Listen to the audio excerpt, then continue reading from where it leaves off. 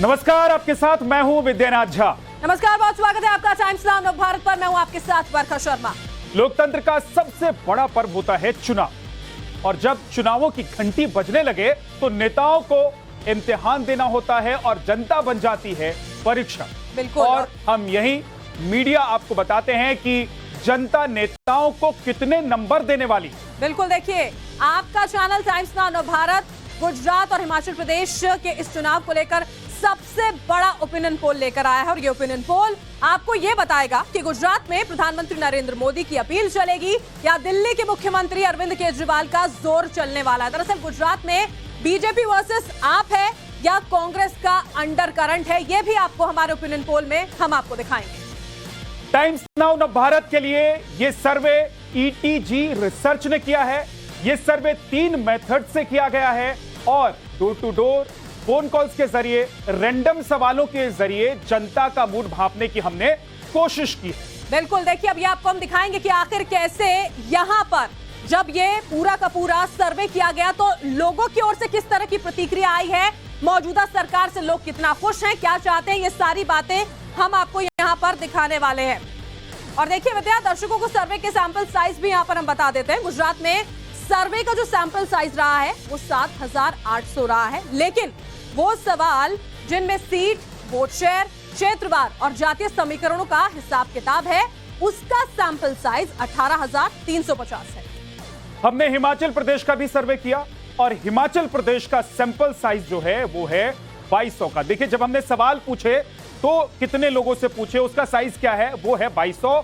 और हिमाचल प्रदेश के सीट और वोट शेयर वाले सवालों का जो सैंपल साइज है वो 7200 है, यानी कि लगभग 7,500 के आसपास, जो कि एक बड़ा सैंपल साइज होता है। बिल्कुल, ऐसे सैंपल साइज हैं जिनसे आपको एक अनुमान यहाँ पर पता चलेगा कि आज से करीब 4 हफ्ते बाद जब हिमाचल में भी चुनाव होने वाले हैं, गुजरात में भी देखिए जो तारीख है उनका ऐलान हो जाएगा, जो स्थिति यहाँ पर रहने वाली है गुजरात की अगर हम बात करते हैं तो वो वहां पर किस तरह की बनी रहेगी। हमारे सहयोगी जो हैं वो लगातार हमारे साथ जुड़े हुए हैं, हमें बताएंगे कि आखिर ग्राउंड की स्थिति क्या बनी हुई है। अमित राजपूत अहमदाबाद से सीधा हमारे साथ जुड़ चुके हैं। इसी के साथ साथ दीपिका यादव गांधीनगर से लाइव जुड़ी हैं और ज्योति मिश्रा भी गांधीनगर से हमारे साथ जुड़ेंगी। सबसे पहले विद्या, यहाँ पर अमित का रुख करेंगे। जी बिल्कुल, अपने संवाददाताओं के पास चलेंगे और उनसे हम पूछेंगे कि वहां की जो जनता है वो इस वक्त जो सवाल हम दिखाने जा रहे हैं, जिन सवालों के जवाब हमें मिले हैं, उस पर उनकी राय क्या है। लेकिन सबसे पहले जरा ये समझ लेते हैं कि सवाल कौन से हैं और उसका जवाब क्या मिला है। देखिए, सबसे पहले जो सवाल हमने पूछा वो कि गुजरात का सबसे बड़ा चुनावी मुद्दा क्या है बरखा। बिल्कुल, तो क्या जवाब मिला, जरा वो भी देख लेते हैं। बिल्कुल, चुनावी मुद्दे की अगर हम बात करते हैं, महंगाई पे अगर हम यहाँ पर बात करते हैं तो सबसे बड़े चुनावी मुद्दे के तौर पर अगर कुछ सामने आया तो वो महंगाई सामने आई है। 44% लोगों के लिए महंगाई सबसे बड़ा मुद्दा है। बेरोजगारी की अगर हम बात करते हैं तो वो 23% ऐसे लोग हैं जो उसको बड़ा अहम मुद्दा विद्या यहाँ पर मानते हैं। बिल्कुल, और गरीबी 12% ऐसे लोग हैं जो कह रहे हैं कि गरीबी भी इस चुनाव में मुद्दा हो सकता है। और विकास का जो मुद्दा है वो 21% है। आगे बढ़ते हैं और अब देखते हैं कि जो दूसरा हमारा सवाल है वो क्या है और उस पर जनता की राय क्या है। सवाल हमने पूछा बरखा कि गुजरात में इस बार मुकाबला कैसा होगा, यानी कि आम आदमी पार्टी वर्सेस बीजेपी या फिर कांग्रेस वर्सेस बीजेपी। तो क्या लोग कह रहे हैं? बिल्कुल, देखिए बीजेपी वर्सेस आम आदमी पार्टी ये मुकाबला होने जा रहा है, ऐसा 52% लोग गुजरात के देखे यहाँ पर सोचते हैं। लेकिन बीजेपी वर्सेस कांग्रेस ये पूरा मुकाबला रहेगा, 16% लोग हैं। और देखिए जो मौजूदा स्थिति है उसमें बीजेपी वर्सेस कांग्रेस वर्सेस आप, यानी कि त्रिकोणीय मुकाबला हो जाएगा, ये यहाँ पर कम से कम 14% लोग सोच रहे हैं। और अभी कुछ लोग ऐसे भी हैं जो कह रहे हैं कि अभी हमको पता नहीं है, हम कह नहीं सकते, हम बता नहीं सकते, क्योंकि अब एक संख्या होती है, एक आंकड़ा होता है चुनाव में, जो चुपचाप जाकर वोट करते हैं और उसी दिन पता लगता है कि वो किसके साथ जा सकते हैं, नहीं जा सकते हैं, जब नतीजे आते हैं। तो कह नहीं सकते जो हैं वो 18% लोग हैं। लेकिन इसके अलावा और कुछ सवाल हमने किए और ये सवाल जो है वो गुजरात से ही जुड़े हुए हैं। और अपने दर्शकों को साथ में हम बता दें कि अभी टाइम्स नाउ नवभारत पर जो सर्वे हम आपको दिखा रहे हैं और सबसे बड़ा जो रिजल्ट है ओपिनियन पोल का, वो हम बहुत जल्द आपको दिखाने वाले हैं। वो ये कि गुजरात में इस बार बीजेपी को कितनी सीटें मिल सकती हैं आम आदमी पार्टी जो बहुत ही आक्रामक तरीके से गुजरात में नजर आ रही है, उसके लिए क्या होने वाला है और कांग्रेस कहां खड़ी है। लेकिन उससे पहले बरखा इस सवाल ले लेते हैं। ये सवाल यहां पर है कि गुजरात में आम आदमी पार्टी की लड़ाई को आखिर लोग कैसे देख रहे हैं, क्या मानते हैं कि क्या गुजरात में आम आदमी पार्टी सरकार बना सकती है? 32% लोग ये कहते हैं कि सरकार आम आदमी पार्टी बना सकती है और 22% ऐसे लोग हैं जिनका यह कहना है कि दूसरे नंबर पर आ सकती है। अगर सरकार ना बना सकी तो कम से कम दूसरे नंबर की पार्टी बनकर आम आदमी पार्टी जरूर उभरेगी।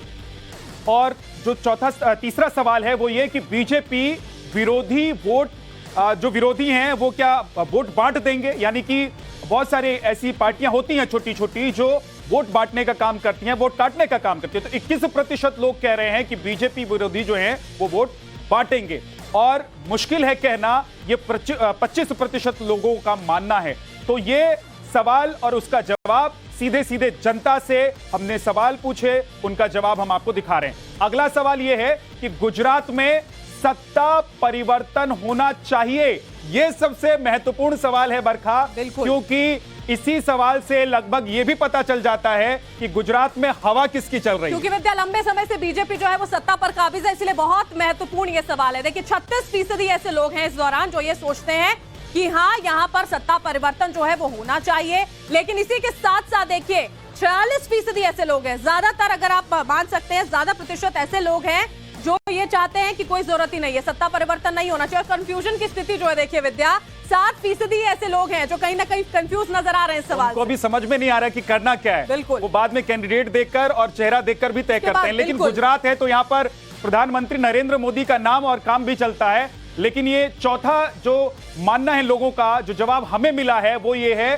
कि कहना मुश्किल है। 11% लोग हैं ऐसे जो कह रहे हैं कि गुजरात में सत्ता परिवर्तन होना चाहिए या नहीं होना चाहिए, ये वो तय नहीं कर पा रहे, बता नहीं पा रहे। क्योंकि विद्या मतलब गुजरात में ये माना जाता है कि प्रधानमंत्री मोदी के चेहरे से कॉम्प्रोमाइज करने के लिए वहां की जनता जो है वो बिल्कुल तैयार यहाँ पर नहीं होती। और इसी वजह से देखिए ये इस तरह के आंकड़े जो है वो यहाँ पर हो सकते हैं। और एक और जो सवाल अगला उसका भी यहाँ पर हम करते हैं विद्या, गुजरात में देखिए बीजेपी के बार बार जीतने की वजह क्या? क्योंकि देखिए अगर इस बार बीजेपी सत्ता पर काबिज विद्या होती है तो 7वीं दफा ऐसा होगा कि वो फिर से रिपीट यहां पर कर रही होगी। तो वो वजह आखिर क्या है, वो सबसे बड़ा सवाल। बिल्कुल 27 साल से बीजेपी सत्ता में है गुजरात में, और गुजरात में बीजेपी के बार बार जीतने की वजह जब हमने लोगों से पूछी और सवाल उनके सामने हमने रखा तो लोगों ने जो जवाब दिया वो ये कि समावेशी विकास सबसे बड़ी वजह। 42% लोग मानते हैं समावेशी विकास, और समावेशी मतलब सबका साथ सबका विकास, जो बीजेपी की टैगलाइन है। बिल्कुल, और बेहद मजबूत संगठन है, ये 22% लोग कह रहे हैं बरखा। बिल्कुल, और देखिए इसके अलावा जो एक बड़ी ताकत बनकर यहाँ पर सत्ता पक्ष के लिए उभर के आ रहा है वो है कमजोर विपक्ष की। विपक्ष इतनी ज्यादा कमजोर है, 25% ऐसे लोग हैं वो ये सोचते हैं कि विपक्ष के कमजोर होने की वजह से भी बीजेपी बार बार यहाँ पर जीत रहे। और उसी के साथ साथ देखिए 11% लोग ऐसे भी हैं जो इस बारे में किसी तरह की कोई राय रखने में यहाँ पर देखिए सक्षम नहीं थे, या फिर उन्होंने अपनी राय यहाँ पर नहीं रखी है, ये नहीं बता सके कि आखिर वजह वो इस बात को क्यों मानते हैं कि बीजेपी बार बार यहाँ अपनी सरकार को रिपीट करती हुई नजर आ रही है। बिल्कुल, तो गुजरात में बीजेपी के बार बार जीतने की ये 4 वजहें और लोगों की राय जो है वो आपके सामने है। गुजरात में इस वक्त चुनावी हवा है, तारीखों का ऐलान बहुत जल्द हो जाएगा, लेकिन उससे पहले जनता का मूड क्या है, लोग क्या सोच रहे हैं, किस सवाल के जवाब के साथ कितने प्रतिशत लोग हैं और किस सवाल के जवाब के साथ कितने प्रतिशत लोग हैं, ये हम लगातार बता रहे हैं। अगला सवाल, क्या इस बार भी आएगी तो बीजेपी ही? क्योंकि ये नारा बीजेपी की तरफ से दिया जाता रहा है बरखा कि आएगी तो बीजेपी ही। जब उत्तर प्रदेश का चुनाव चल रहा था, देश के दूसरे हिस्सों में चुनाव चल रहे थे, तो ये नारा बहुत जोर शोर से चल रहा था और लोग इसको कह रहे थे कि जीतेगी तो बीजेपी ही। तो यही सवाल हमने लोगों के सामने रख दिया। और गुजरात के बिल्कुल गुजरात के लोगों का देखिए इस पर क्या जवाब है, ये हम आपको बता देते हैं। 57% ऐसे लोग हैं जिनका यह कहना है कि इसमें कोई शक नहीं है कि एक बार फिर से बीजेपी जो है वो सत्ता पर लौटने वाली है। और 11% ऐसे लोग हैं जिनको ऐसा लगता है कि मामला फंस रहा है। क्यों फंस रहा है? क्योंकि आम आदमी पार्टी जो है वो कहीं ना कहीं बहुत ज्यादा आगे बढ़ती हुई नजर आ रही है, और हो सकता है इसी कारण की वजह से 11% लोग ये सोच रहे हैं कि मामला कहीं ना कहीं फंसा हुआ है। मोदी शाह को ज्यादा मेहनत करनी होगी, 18% लोग मान रहे हैं कि अमित शाह और मोदी जो कि अब दिल्ली में हैं, उनको ज्यादा मेहनत करनी होगी, और कह नहीं सकते हैं, ये 14% लोग कह रहे हैं। किस सवाल का जवाब दे रहे हैं वो कह रहे हैं कि आखिर किस तरीके से गुजरात में बीजेपी की सत्ता लौट सकती है और मोदी और अमित शाह की वहां भूमिका क्या हो सकती है।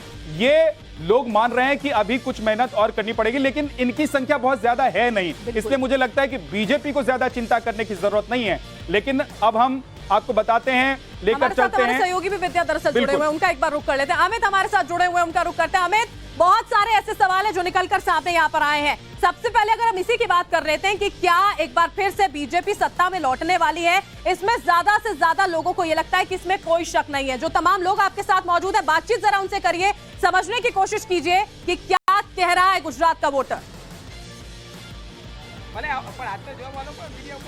बिल्कुल, देखिए जो सर्वे आया है सामने और वो सर्वे के हिसाब से हम लोग अहमदाबाद के अंदर मौजूद हैं और वो इलाका भी जो है वो घाटलोड़िया विधानसभा इलाका है। मुख्यमंत्री भूपेंद्र पटेल जिस जगह से विधायक हैं, इससे पहले पूर्व मुख्यमंत्री आनंदीबेन पटेल यहाँ से विधायक हुआ करती थी, उस इलाके में हम मौजूद हैं। और इस इलाके के लोग क्या सोचते हैं, सर्वे तो हमने किया है, पर यहाँ के लोगों का क्या सोचना है ये बताइए। क्या आप सोचते हैं गुजरात चुनाव को लेकर किसकी सत्ता आनी चाहिए, कौन विकास कर रहा है, क्या वाकई में बीजेपी ने विकास किया है कि नहीं किया है? ભાજપને વિકાસ પુષ્કળ કર્યો છે। 150ની સીટ અમારી લક્ષ્યાંક છે અને આ દેશની અંદર ભાજપ हिंदी बोलेंगे, हिंदी।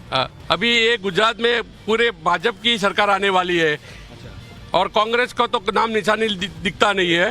और हर घर घर जो भाजपा का कार्यकर्ता काम करने के लिए जाते हैं, कोई भी योजना हो सरकार की, वो भी योजना घर तक नीचे पहुंचाते हैं। अच्छा, घर तक पहुंचती है। आप बताइए किसकी सरकार आनी चाहिए, क्या आप लोगों का मन है, मूड क्या है आपका? अभी गुजरात में तो पूरा माहौल है ना, आप सोचोगे नहीं बीजेपी की सरकार बने। अभी 2 दिन पहले सर्वे हुआ है, उसमें करीब थर्ड पार्टी सर्वे करती है, उसमें 150 प्लस होगी, बीजेपी की सरकार बनेगी। हमारे सीएम हैं भूपेंद्र भाई पटेल, वो सब को साथ लेके चलते इस बार मुकाबला कांग्रेस वर्सेस बीजेपी है या आम आदमी वर्सेस बीजेपी है? ब्लेम नहीं कर सकते। और कभी कभी तो ऐसा बनता है तो कांग्रेस वाले भी उनकी तारीफ करते हैं। ये एक सवाल है मेरा आपसे, इस बार का चुनाव जो होने वाला है वो किसके खिलाफ होगा? बीजेपी का चुनाव बीजेपी वर्सेस कांग्रेस है या बीजेपी वर्सेस आम आदमी पार्टी? ऐसा तो मैं बोलता हूँ कि कोई इसके सामने है ही नहीं। 150 का जो टारगेट है भारतीय जनता पार्टी को पूरा ही आएगा, इसमें कोई दिक्कत नहीं आने वाली है। और जो अभी बोल रहे हैं सब लोग सोच रहे हैं कि भाई ये कांग्रेस वाले आप वाले सब जो विपक्ष में है वो आएंगे, मगर समझो कि वो दोनों पक चुके हैं। दोनों में से किसी का भी आप तो जो लोग बोल रहे हैं कि आपके साथ सब लोग मीडिया वाले और सब लोग जो बोल रहे हैं कि आपके साथ उसका भारतीय जनता पार्टी का मुकाबला है, मगर कहीं पे आप है ही नहीं। मैं बोलता हूं करीबन 0 से 2 से 3 सीट आपकी आएगी, इससे ज्यादा कोई भी हालत में नहीं आएगी। और कांग्रेस भी इसमें है ही नहीं इस बार। मुद्दा भी है क्या जीरो आएगी आम आदमी पार्टी की, या सिर्फ एक ही मुद्दा है कि जो सत्ता में है पार्टी उसी पार्टी को आगे लेकर जाना है? उसका सीट तो 0 ही आएगा, समझ लो। एक मिनट, आपका सवाल फिर से रिपीट करिएगा। मैं पूछ रहा हूं कि मुद्दे क्या हैं इनके? अच्छा जी, बिल्कुल इन्हीं से बात करते हैं। सर आप बताइए मुद्दे क्या हैं इस बार चुनाव में आपके? मुद्दा चुनाव के लिए बात करने की जरूरत नहीं है। समझ लो भारतीय जनता पार्टी ने जो विकास का जो काम किया है उसका प्रकाश ही इतना तेज है, किसी को बताने की जरूरत ही नहीं है। समझ लो जो भी वोट डालने जाएगा सबको पता ही है कि विकास क्या है, उसका प्रकाश ही इतना तेज है, वो अपने आप ही भाजपा को वोट देंगे। अच्छा, आप बताइए क्या मुद्दा है चुनाव में इस बार? चुनाव में कोई मुद्दा ही नहीं रहा है ना, पार्टी ने इतना विकास ही किया है। भारतीय जनता पार्टी के जो हमारे मृदु और मक्कम मुख्यमंत्री अभी के जो यहाँ के विधायक तो यहाँ पर मौजूद जनता की बातों से तो ऐसा लग रहा है माधव सिंह सोलंकी का जो 149 सीटों का रिकॉर्ड था वो इस बार बीजेपी तोड़ती हुई नजर आ रही है, कम से कम इन बातों से ऐसा लगता है। लेकिन अगर आम आदमी पार्टी की मौजूदगी की अगर हम यहाँ पर अमित बात करते हैं तो क्या लगता है आपको, लोगों से जब आप बातचीत करें, उनसे समझने की आप कोशिश करें, क्या कांग्रेस को रिप्लेस करती हुई नजर आ रही है? क्योंकि कह जरूर रही है कि गुजरात मॉडल के खिलाफ सवाल उठा रही है आम आदमी पार्टी, लेकिन कहीं ना कहीं उद्देश्य मकसद कुछ और नजर आता है कि कांग्रेस को साइडलाइन किया जाए, उसकी जगह ली जाए। बिल्कुल, मैं ये भी सवाल इन लोगों से करूंगा। आम आदमी पार्टी जो है लगातार दिल्ली मॉडल की बात करती है, केजरीवाल आ रहे हैं, भगवंत मान आ रहे हैं, क्या आम आदमी पार्टी इस बार टक्कर देगी? क्या विपक्ष में आएगी? जो उनकी बातें हैं जिस तरह से लगातार वो लोग दौरे कर रहे हैं, कोई टक्कर में है ही नहीं ना, कोई टक्कर में नहीं। आम आदमी पार्टी जो बातें कर रही है, उनकी वहाँ की पोले खुल रही है, वहाँ पे जो मोहल्ला क्लिनिक की वो बातें कर रहे हैं, वहाँ पे तो गधे ठीक है अमित, आपके पास लौट कर आएंगे। दीपिका हमारे साथ जुड़ गई हैं और ज्योति भी हमारे साथ जुड़ गई हैं और साथ ही पीयूष भी हमारे साथ जुड़ गए हैं, उनके पास भी चलेंगे। लेकिन उससे पहले कुछ और सवाल जो हमारे पास हैं बरका, जो हमने लोगों के सामने रखे हैं, उस पर लोगों की राय क्या बनी है वो जरा दिखा देते हैं। बिल्कुल, देखिए ये 7वां सवाल है जो हमने लोगों से पूछा था सर्वे के दौरान कि गुजरात के मुस्लिम वोटर्स आखिर किसका साथ देने वाले हैं। ये जो धड़ा है वो कैसे बंटता हुआ नजर आएगा। जब ये सवाल हुआ तो क्या कुछ सामने आया? देखिए, मुस्लिम वोटर्स जो हैं वो लगभग 10% हैं। अगर पूरे गुजरात की बात कर लें तो 10% इनकी जनसंख्या है। लेकिन सवाल हमने पूछा था कि क्या आप जो मुस्लिम वोटर्स हैं किसके साथ जाएंगे, तो जवाब मिला बीजेपी के साथ 21% चले जाएंगे और कांग्रेस के साथ 30%, आम आदमी पार्टी के साथ 42%, यानी कि सबसे ज्यादा। बिल्कुल, आम आदमी पार्टी के साथ देखिए सबसे ज्यादा ये आंकड़ा जो है वो जाता हुआ यहाँ पर नजर आ रहा है। और सीधे तौर पर आप ये समझिए विद्या, हमारे दर्शक बेहतर तरीके से समझ पा रहे होंगे कि कांग्रेस का जो आंकड़ा है आम आदमी पार्टी के आने के बाद वो कम होता हुआ यहाँ पर जरूर नजर आ रहा है। मुस्लिम जो वोटर है वो कहीं ना कहीं आम आदमी पार्टी के साथ ज्यादा जाता हुआ दिख रहा है। और देखिए, जीतने वाले के साथ जाएंगे ये कहना है 7% लोगों का कि जो पार्टी जीतती हुई नजर आएगी, मतलब वक्त के साथ जो मुस्लिम वोटर है वो ये डिसाइड करेगा कि उसको किसका साथ यहाँ पर देना है। ये वो महत्वपूर्ण सवाल एक है जो यहाँ पर हमने अपने यहाँ पर लोगों से पूछा था। इसके अलावा आगे बढ़ते हुए उस सवाल का भी रुख कर लेते हैं कि गुजरात में जो ओबीसी वोटर्स हैं, ओबीसी वोटर्स जो हैं उनकी पसंद आखिर क्या रहने वाली, कौन सी पार्टी है जिसके साथ जाना चाहेंगे? सबसे ज्यादा 50% ओबीसी वोटर्स हैं गुजरात में और 50% से थोड़े ज्यादा ही हो गए हैं क्योंकि अभी कुछ और नए नाम जुड़े होंगे। लेकिन हमने जब सवाल ये रखा सामने तो बीजेपी के साथ 50% लोग जाते हुए दिखाई दिए, यानी कि ओबीसी का जो वोट है वो 50% बीजेपी के साथ जाता हुआ दिखाई दे रहा है। कांग्रेस के साथ 18% ओबीसी वोटर जाते हुए दिखाई दे रहे हैं। बिल्कुल, और आम आदमी पार्टी की बात करते तो 23% है वो धड़ा, 23% आंकड़ा यहाँ पर सामने आया है जो आम आदमी पार्टी के साथ यहाँ पर ओबीसी का जाएगा और अन्य के खाते में 9% है। 9% ऐसे लोग हैं जो अन्य का भी यहाँ पर साथ दे सकते हैं। और अब बहुत बड़ा सवाल होगा ये, क्योंकि एक बहुत अहम भूमिका निभाता है ये ओबीसी वोटर जो होता है, जो सबसे ज्यादा अभी फिलहाल मौजूदा स्थिति में इस सर्वे की बात करें तो बीजेपी के साथ खड़ा नजर आ रहा है। विद्या, अगला सवाल, गुजरात में दलित वोटर्स की पसंद कौन है? और देखिए, जब ये सवाल लेकर हम लोगों के पास गए, जब हमारी सर्वे टीम लोगों से बात कर रही थी, हमने उनसे ये सवाल पूछा तो 44% लोग जो हैं वो बीजेपी के साथ जाते हुए दिखाई दे रहे हैं, कांग्रेस के साथ 24% लोग जाते हुए दिखाई दे रहे हैं और आम आदमी पार्टी के साथ 27%। इसमें यह थोड़ा सा समझना होगा कि कांग्रेस का जो वोट है वो आम आदमी पार्टी की तरफ शिफ्ट हो रहा है। बिल्कुल, और ये हर जगह पर देखिए ये जो कमी है, ये जो स्थिति है कांग्रेस के लिए वो अलग अलग वोटर्स के हिसाब से देखने को हर जगह मिलने वाली है, क्योंकि ये आंकड़े कम से कम वही यहाँ पर स्पष्ट कर रहे हैं। और अन्य के साथ देखिए 5% की बात है, 5% दलित वोटर्स की जो है अन्य पसंद यहाँ पर वो हो सकती है, 5% वो आंकड़ा है। और देखिए अगला जो सवाल है उसका भी रुख कर लेते हैं। हार्दिक पटेल और अल्पेश ठाकुर के बीजेपी में आ जाने से क्या बीजेपी का फायदा होने वाला है? ये बहुत बड़ा महत्वपूर्ण सवाल था, क्योंकि वो 3 लड़के जिनका जिक्र यहाँ पर विद्या बार बार किया जा रहा था कि जिन्होंने राजनीति की धुरी गुजरात में थोड़ा बदलने की कोशिश की थी, वो लेकिन वो बीजेपी में बिल्कुल पहले कांग्रेस में थे, उनमें से 2 बीजेपी में आकर शामिल हो जाते हैं। और देखिए, एक पाटीदार समाज से आते हैं और दूसरे जो हैं वो ओबीसी से आते हैं। बिल्कुल, तो बीजेपी में इनके आने से क्या फायदा होगा, लोग क्या कह रहे हैं जरा ये देख लेते हैं। जबरदस्त फायदा होगा, ये 23% लोगों का मानना है, और कुछ फायदा हो जाएगा, ये सिर्फ 14% लोग कह रहे हैं। लेकिन कोई फर्क नहीं पड़ने वाला, इसका आंकड़ा ज्यादा है विद्या। 39% ऐसे लोग हैं जिनका यह कहना है कि अल्पेश ठाकुर हो या हार्दिक पटेल हो, दोनों के बीजेपी में शामिल हो जाने से बीजेपी को किसी तरह का कोई फायदा यहाँ पर नहीं होने वाला है। और 24% ऐसे लोग हैं जिनका यह कहना है कि इस बारे में अभी कुछ कहा नहीं जा सकता। और हमने देखा विद्या, हार्दिक पटेल जो है अभी जो गौरव यात्रा है उसमें वो शामिल नहीं है, भले ही उसके सारे टेक्निकल रीजंस यहाँ पर दिए जा रहे हैं कि भैंसाड़ा में वो नहीं जा सकते, सारी चीजें हैं, लेकिन उनके होने का फर्क ना पड़ना अपने आप में एक बड़ी बात। अगला सवाल लेते हैं, गुजरात में टर्निंग पॉइंट बनने वाले पटेल वोटर्स की जो पसंद है वो क्या है?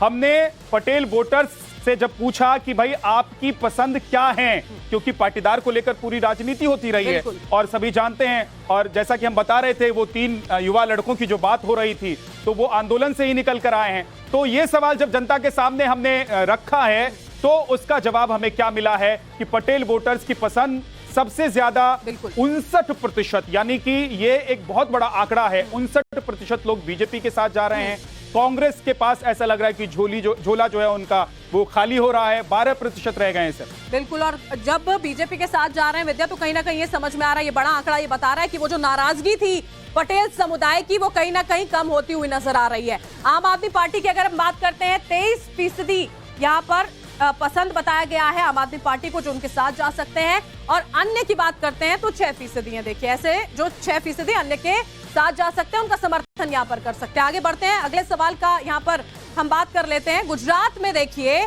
महिलाओं की पसंदीदा पार्टी कौन है? एक बड़ी संख्या देखिए महिला वोटर्स की यहाँ पर है, करीब 2.5 करोड़ अगर हम बात करते देखिए विद्या, महिलाओं की संख्या वहां पर वोटर्स की है, तो जो साइलेंट वोटर्स भी मानी जाती हैं। अब महिलाओं की पसंदीदा पार्टी कौन है, ये बहुत महत्वपूर्ण आधी आबादी का सवाल है ये।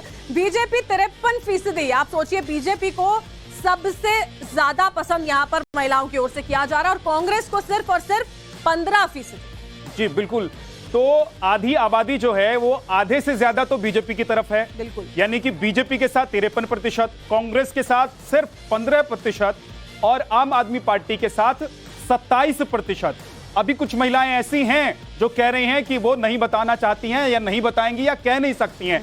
महिलाएं अपने मन में बात रखती भी हैं, तो वो 5% महिलाएं हैं जो कह रही हैं कि हम अभी कह नहीं सकते हैं। लेकिन यहां पर भी आप देखेंगे कि बीजेपी आधी आबादी को आधे से ज्यादा अपने साथ ले जाती हुई नजर आ रही है। अगला सवाल क्या है बरखा? बिल्कुल, उसका यहाँ पर हम रुख कर लेते हैं। देखिए अगले सवालों का भी देखिए हम अब यहाँ पर रुख कर लेंगे। हमारे जो दर्शक हैं उनको हम ग्राउंड से भी थोड़ी तस्वीरें जो हैं वो यहाँ पर दिखाते हैं, और उसी के साथ साथ पीयूष तंवर हमारे साथ जुड़ चुके हैं, रिसर्च हेड हैं। ये जो पूरी की पूरी रिसर्च यहाँ पर हुई है उसके हेड हैं, उनका हम यहाँ पर रुख करते हैं। पीयूष, बहुत महत्वपूर्ण ऐसे सवाल यहाँ पर निकलकर सामने आए और उनके जो जवाब हैं वो ये दर्शाते हुए नजर आ रहे हैं कि बीजेपी, भारतीय जनता पार्टी एक बार फिर 27 सालों के एक बार फिर से बाद में सत्ता पर काबिज होती हुई नजर आ रही है।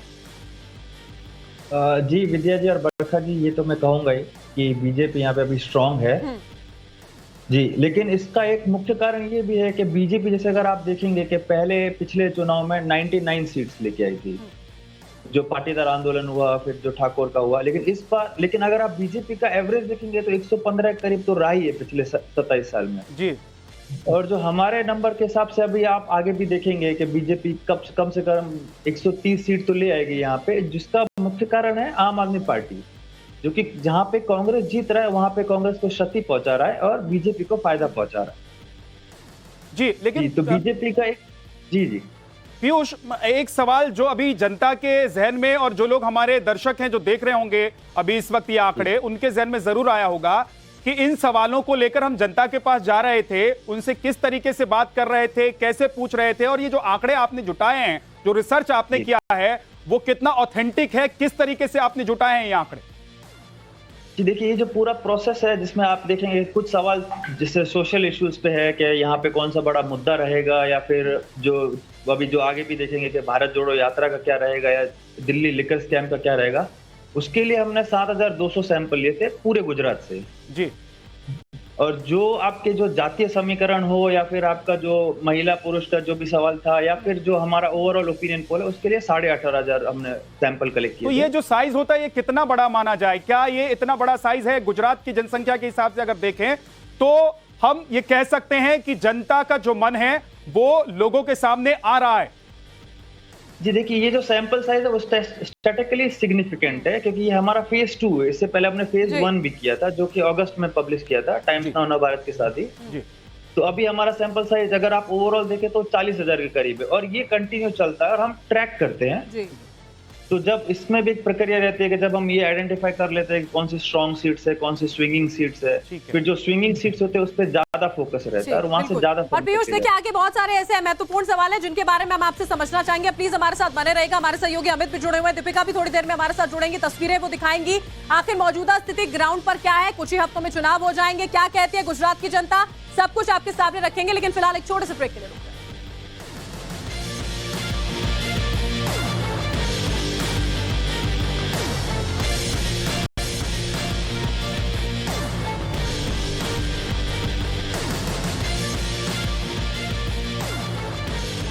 तो ब्रेक के बाद एक बार फिर से आपका स्वागत है। हम आपको दिखा रहे हैं कि गुजरात में इस वक्त माहौल क्या है।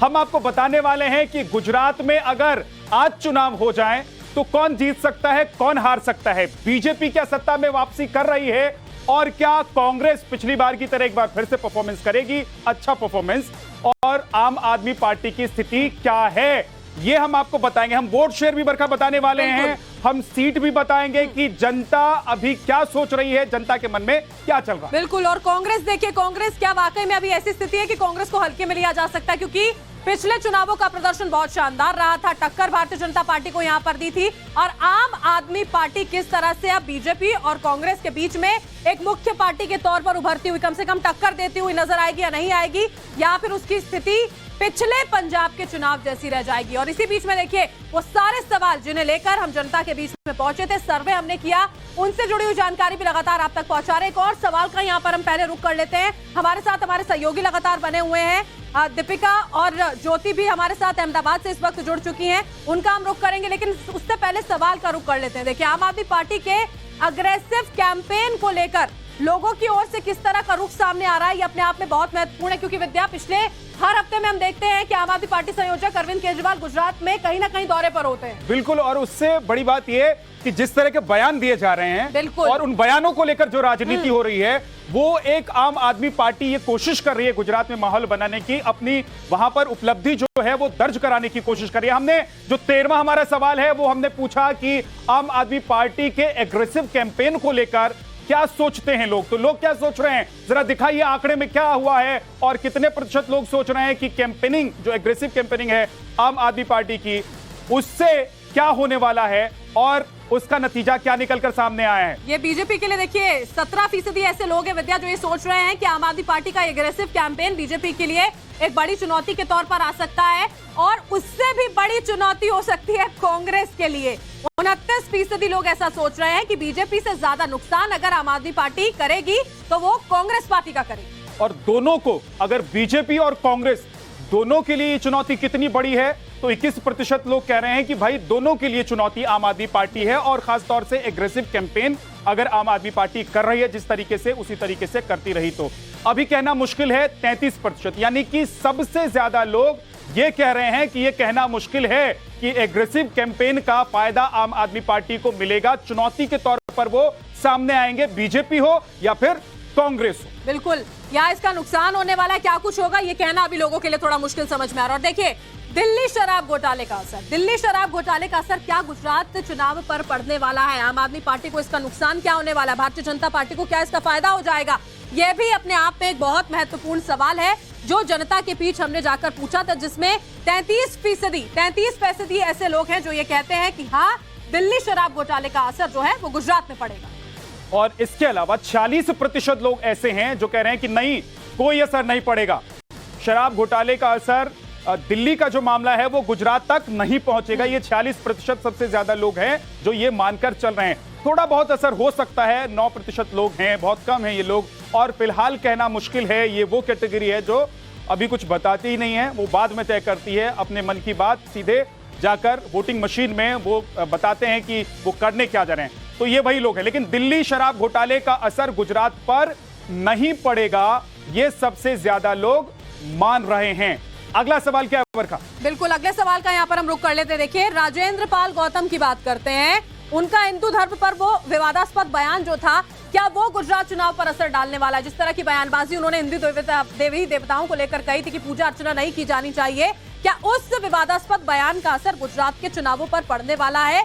क्या आम आदमी पार्टी को नुकसान होगा? इस सवाल पे 21% लोगों का यह कहना है कि आम आदमी पार्टी को उनके इस बयान से, राजेंद्र पाल गौतम के इस बयान से नुकसान होने वाला, और कांग्रेस को फायदा होगा, ये 9% लोग कह रहे हैं। क्योंकि बीजेपी को फायदा होगा, ये 36% लोग कह रहे हैं, और कोई फर्क नहीं पड़ेगा, ये 34% लोग कह रहे हैं। ये वो सवाल है जो आज सबसे ज्यादा अहम है, क्योंकि एक तरीके से धार्मिक मामले को लेकर चुनाव में जो मुद्दे बनते रहे हैं उनमें इस वक्त ये सबसे बड़ा मुद्दा नजर आता है। तो लोगों की राय ये है। आगे बढ़ते हैं और अब आपको बताते हैं हमारा अगला सवाल क्या है और उस सवाल का जवाब लोगों ने किस तरीके से दी। बिल्कुल विद्या, सवालों का हम यहाँ पर रुख करेंगे। जो सहयोगी हमारे साथ लगातार बने हुए, एक बार उनका रुख कर लेते हैं। ज्योति और साथ ही साथ में दीपिका हमारे साथ इस वक्त जुड़ चुकी है, उनका रुख कर लेते हैं। ज्योति, बहुत सारे सवाल जो है वो यहाँ पर सामने आ गए हैं। लोग क्या सोच रहे हैं अभी फिलहाल गुजरात के, उसमें ये समझ में आता है कि कहीं ना कहीं आम आदमी पार्टी भी कहीं स्टैंड करती है, थोड़ी चुनौती पेश कर रही है, लेकिन बीजेपी के लिए नहीं, कांग्रेस के लिए। अभी जब आपने बातचीत की है, किस तरह का माहौल अभी गुजरात का समझ आ रहा है ज्योति? बिल्कुल बरखा और विद्या, देखिए आप लोग जब ये तमाम जो सर्वे हैं, ऑडियंस पोल है, जो सर्वे के आधार पर हम लोगों का मत जनता को बता रहे हैं, वो सर्वे तो ये बता रहा है कि किस तरह की तस्वीर आने वाले चुनाव में गुजरात में देखने को मिलेगी। लेकिन इस वक्त सूरत हाल क्या है ये और सबसे बेहतर कौन बता सकता है। ग्राउंड जीरो पर आज हम सीधा दिल्ली से मैं और दीपिका पहुंच चुके हैं गुजरात का मोड समझने के लिए, और मेरे साथ इस वक्त यहाँ पर कुछ लोग भी मौजूद हैं, कुछ कार्यकर्ता भी मौजूद हैं जो ये दलील दे रहे हैं कि बीजेपी का गढ़ क्यों गुजरात को माना जाता है और यहाँ चुनाव की सड़क पर सरपट किसकी गाड़ी दौड़ती नजर आ रही है। फिलहाल जो हालात है, देखिए यहाँ पर चुनावी सीजन के दौरान आप देख पाएंगे कि जो रेस है वो इस बार बीजेपी और कांग्रेस में नहीं, बीजेपी और आप में देखने को मिल रहा है। तो ऐसे में लोगों की अलग अलग दलील है। दीपिका मेरे साथ मौजूद हैं। बरखा, हम सबको पता है काफी बातूनी है और गुजराती छोरी भी हैं, तो यहाँ पर गुजराती लोगों के बीच बैठकर वो ऑलरेडी उनका मूड समझ रही हैं। तो मैं दीपिका को भी माइक हैंडओवर करती हूँ। दीपिका, ये तमाम गुजराती लोग आपके साथ बैठे हुए हैं, मैं देख रही थी काफी देर से आपने गुजराती में गुफ्तगू की है, कुछ समझ आया मूड इन लोगों का? बिल्कुल बिल्कुल समझ में आया, और मैं जनता को भी बताऊंगी कि आखिर हम लोग बातचीत क्या कर रहे थे, क्या चल रहा है इनके मन में, ताकि हम अंदाजा लगा सकते हैं। और ओपिनियन पोल के आंकड़े भी धीरे धीरे आप टाइम्स ऑफ भारत पर देखेंगे, लेकिन जनता का मूड इस वक्त क्या है वो जानना बहुत जरूरी हो जाता है। हालांकि गुजरात की जो जनता है वो स्टेबिलिटी पर बहुत ज्यादा यकीन रखती है। उनका मानना है कि एक पार्टी पर अगर किसी पर भरोसा किया तो रचकर पूरा प्यार दिया, भरोसा दिया। वही हाल बीजेपी का है, लेकिन इस बार क्या कुछ बदलाव होने वाला है? चेंजेस नहीं, कोई चेंजेस नहीं, क्योंकि यहाँ तो बीजेपी ही आएगी और हमको चाहिए भी बीजेपी, क्योंकि हम विकास में मानने वाले हैं, मुफ्त में नहीं। मुफ्त का नहीं चाहिए, रेवड़ी कल्चर स्वीकार नहीं है आपको? हाँ, यहाँ पर कोई रेवड़ी कल्चर नहीं चलेगी, यहाँ पर विकास और विकास की बातें चलेंगी। यहाँ पर विकास और विकास की बातें चलेंगी। क्यों आएगी? लेकिन आम आदमी पार्टी किस तरीके से चुनौती बन रही है, ये भी हमने लोगों से पूछा। दिल्ली में जो शराब घोटाले को लेकर बवाल मचा, वो भी हमने लोगों से पूछा। अमित के पास एक बार चलते हैं। दीपिका और ज्योति आपके पास लौट कर हम आते हैं, लेकिन एक बार अमित के पास चल लेते हैं। बहुत सारे लोग अमित आपके साथ भी मौजूद हैं। दिल्ली का शराब घोटाला हो या फिर आम आदमी पार्टी का एग्रेसिव कैंपेन हो या फिर आम आदमी पार्टी जिस तरीके से चुनौती पेश करने की कोशिश कर रही है गुजरात में बीजेपी और कांग्रेस को, क्या लोगों के मन में यह चल रहा है कि उससे कोई फर्क पड़ने वाला है, उससे कुछ राजनीति बदलने वाली है गुजरात में? बिल्कुल, ये सवाल आपका जो है ये मैं इन लोगों से फिर से पूछूंगा। सबसे पहले मैं एक युवा वोटर से बात कर लूं। दिल्ली का शराब घोटाला, अरविंद केजरीवाल का बार बार दौरा और एक माहौल बनाने की कोशिश, क्या फर्क पड़ेगा गुजरात में? गुजरात में दिल्ली से आए हुए जो रेवड़ीबाजों है उनका गुजरात की कोई भी जनता के साथ में कोई फर्क पड़ने वाला नहीं है। दिल्ली के अंदर अभी शराब घोटाला हुआ है, जल का घोटाला हुआ है, सभी घोटाले पूरे के पूरे गुजरात के सभी जनताओं को मालूम ही है, इसलिए कोई आम आदमी पार्टी को वोट नहीं कर सकता है। अच्छा, आप बताइए क्या कहना चाहते हैं दिल्ली में जो शराब घोटाला हुआ है, जरा जल्दी से बताइए। देखो, दिल्ली में जो शराब घोटाला हुआ है उसका तो पता नहीं, लेकिन हम सिर्फ विकास की बात करेंगे। हम भाजपा से हैं, हम बीजेपी के हैं, और विकास जो है वो आप केजरीवाल के आने से कोई फर्क पड़ता है? केजरीवाल, जरा जल्दी से बताइए। नहीं, गुजरात में तो कोई फर्क नहीं पड़ता, चाहे केजरीवाल आए, इटली वाले आए या केजरीवाल इटालिया आए, गुजरात में एक ही ब्रांड चलेगा, भारतीय जनता पार्टी। अच्छा, आप बताइए जरा सा, क्या फर्क पड़ता है केजरीवाल के आने से और भगवंत मान के? कोई फर्क नहीं पड़ता, क्योंकि गुजरात का जो बरसों का 20-25 साल का विकास है, लौटेंगे। आप बातचीत यहाँ पर जारी रखिएगा। हमारे साथ पीयूष भी लगातार बने हो। पीयूष, जब आपने बातचीत यहाँ पर की, ये सर्वे जो दरअसल हुआ है उसमें आपको क्या समझ में आया? ऐसा क्या किया है सरकार ने कि टक्कर देने में कामयाब होगी? नहीं, मैं आपका सवाल समझ में एक बार आवाज। भारतीय जनता पार्टी ने इस कार्यकाल में जो लंबा चला रहा है, ऐसे कितने अच्छे काम किए हैं जो इस सर्वे में आपको समझ में आया कि कांग्रेस को और आम आदमी पार्टी को टक्कर दे पाएगी? देखिए, विकास तो हुआ है यहाँ पे। जनरली जो लोगों की बात होती है वो डेवलपमेंट की बात होती है, और गुजराती का जो आप एक्चुअली ओवरऑल माइंडसेट समझे तो थोड़ा बिजनेस माइंडेड और एंटरप्रेन्योरशिप के साइड होता है। ठीक है। और आप सौराष्ट्र में उनका सबसे बड़ा वो था कि नर्मदा का जो पानी पहुंचाया, तो वो उनके बड़ी अचीवमेंट मानी जाती है। और जो मोदी जी के जो इनिशिएटिव थे उनको भी वो किया जाता है, तो इसलिए बीजेपी यहाँ पे बहुत स्ट्रांग। वही अर्बन वोटर्स की हम एक बार फिर से बात कर रहे हैं, और वही सबसे ज्यादा यहाँ पर कहीं ना कहीं बीजेपी से पिछले चुनावों में भी जुड़े थे, और शायद इस बार भी उसी तरह की स्थिति यहाँ पर होगी। अमित, आपका बहुत शुक्रिया, आप हमारे साथ जुड़े, और पीयूष हम आपके पास आगे वापस लौटेंगे। बिल्कुल, देखिए एक सबसे बड़ी बात यह है कि जब इतने वक्त तक कोई भी पार्टी सत्ता में रहती है तो उसके खिलाफ एक माहौल बनता है, एंटी इनकम्बेंसी जिसे कहते हैं। लेकिन अभी तक जो सवाल हमने लोगों के सामने रखे हैं, मोटे मोटे तौर पर अगर उसको समझा जाए तो ऐसा लग नहीं रहा है कि ऐसा कोई माहौल गुजरात में बीजेपी के खिलाफ बनता हुआ नजर आ रहा है। लेकिन अभी सबसे अहम जो आंकड़ा हम रखने वाले हैं बरखा, वो क्या है कि वोट शेयर कितना रहेगा और सीटें कितनी यहाँ पर किसके हिस्से में यहाँ पर आने वाली है, ये सबसे महत्वपूर्ण होगा। आप लगातार टाइम्स नाउ नवभारत के साथ बने रहिए, इस सर्वे से आपको पता चलेगा क्या होने जा रहा है अभी आने वाले वक्त में गुजरात चुनाव में। रुक एक छोटे से ब्रेक।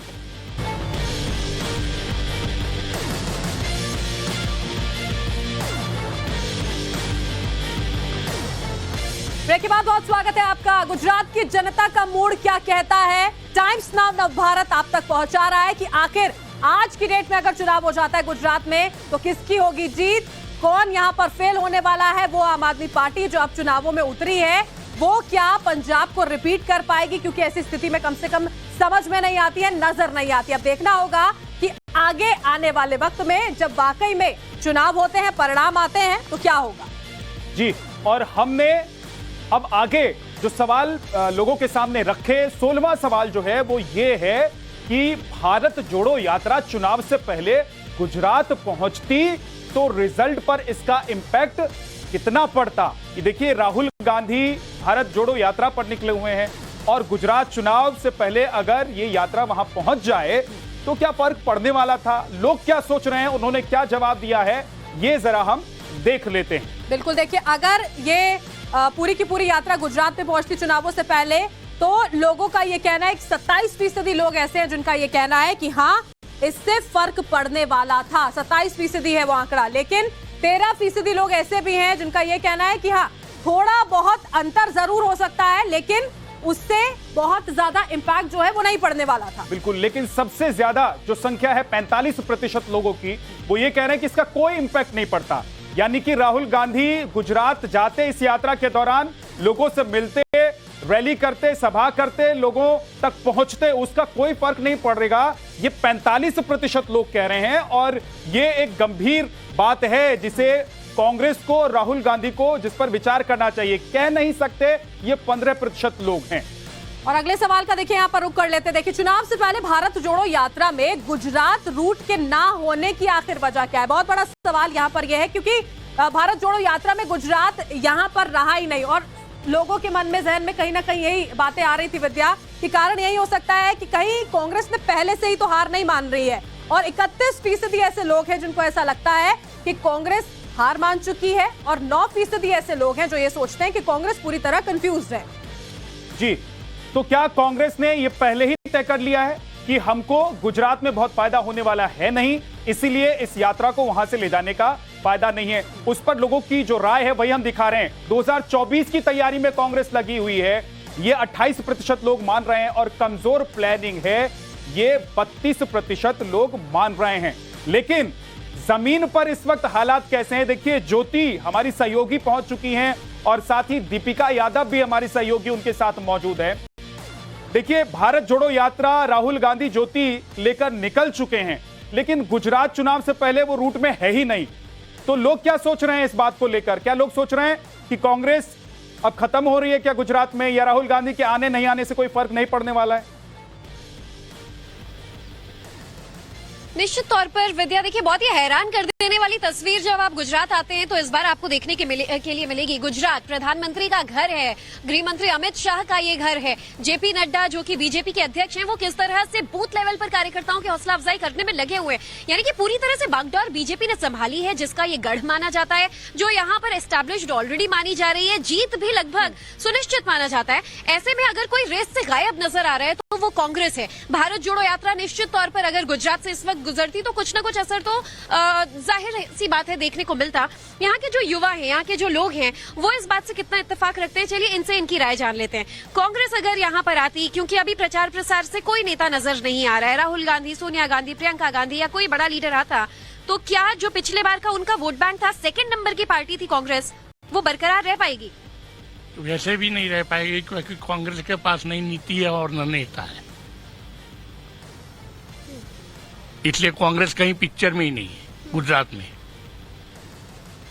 कांग्रेस पिक्चर में नहीं है, तो बीजेपी को टक्कर कौन दे रहा है? बीजेपी को टक्कर कोई नहीं दे रहा है। ये अगली दफा जो 2017 का इलेक्शन था उसमें लहर थी, ये दफा सुनामी है। अच्छा, तो क्या इस बार फिर से आपको लग रहा है कि बीजेपी की सुनामी गुजरात में देखने के लिए मिलेगी? 152 प्लस में, इसमें कोई शंका नहीं है, किसी और पार्टी का तो नाम ही निशान नहीं है, ओनली बीजेपी। ठीक है ज्योति, आप बनी रही हमारे साथ, आपके पास लौट कर आएंगे। लेकिन बरखा, ऐसा लग रहा है कि एक कहावत है कि कोई नहीं है टक्कर में, कहां पड़े हो चक्कर में।